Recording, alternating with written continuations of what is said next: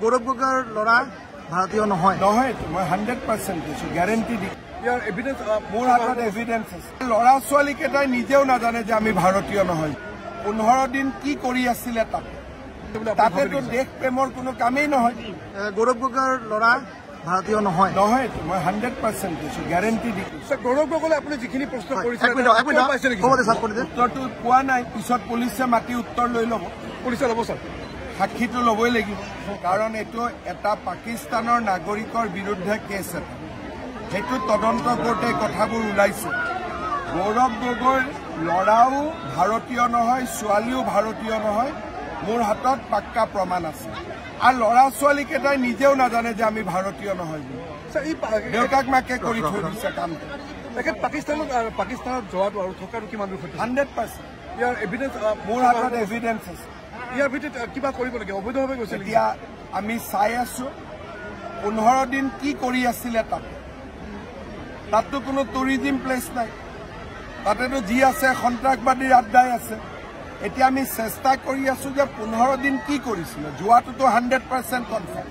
দেশ বিৰোধী কিবা কাৰ্যকলাপত জড়িত আছে বুলি তাতেতো দেশ প্ৰেমৰ কোনো কামেই নহয় পাকিস্তানত দেশ ভাৰত প্ৰেমৰ কিবা কাম হ'ব নেকি স্যাৰ পাকিস্তান হামলাৰ পিছতে ৰবাৰ্ট বাড্ৰায় একেবাৰে বিৰূপ মন্তব্য কৰেছে ৰবাৰ্ট বাড্ৰাই হোক গৌৰৱ গগৈয়ে হোক এই গোটেইবিলাকে তেওঁলোকৰ ভাৰততকৈ পাকিস্তানৰ প্ৰতি চিন্তা বেছি আৰু সেইকাৰণে কাৰো পোষ্টত পাকিস্তানক গালি পাৰা আপোনালোকে নেদেখিব সব মাজে মাজে লিখিব ডাইৰেক্ট একো নিলিখে সব মাজে মাজে গৌৰৱ গগৈৰ ল'ৰা ভাৰতীয় নহয় নহয় মই 100% দিছো গ্যাৰেণ্টি দি ইয়াৰ এভিডেন্স মোৰ হাতত এভিডেন্স আছে ল'ৰা ছোৱালী কেইটাই নিজেও নাজানে যে আমি ভাৰতীয় নহয় 15 দিন কি কৰি আছিলে তাতেতো দেশ প্ৰেমৰ কোনো কামেই নহয় গৌৰৱ গগৈৰ ল'ৰা ভাৰতীয় নহয় নহয় মই 100% দিছো গ্যাৰেণ্টি দি গৌৰৱ গগৈলে আপুনি যিখিনি প্ৰশ্ন কৰিছে উত্তৰটো পোৱা নাই পিছত পুলিচে মাতি উত্তৰ লৈ ল'ব পুলিচে ল'ব স্যাৰ সাক্ষীটো ল'বই লাগিব কাৰণ এইটো এটা পাকিস্তানৰ নাগৰিকৰ বিৰুদ্ধে কেছ এটা সেইটো তদন্ত কৰোঁতে কথাবোৰ ওলাইছে গৌৰৱ গগৈৰ ল'ৰাও ভাৰতীয় নহয় ছোৱালীও ভাৰতীয় নহয় মোৰ হাতত পাক্কা প্ৰমাণ আছে আৰু ল'ৰা ছোৱালী কেইটাই নিজেও নাজানে যে আমি ভাৰতীয় নহয়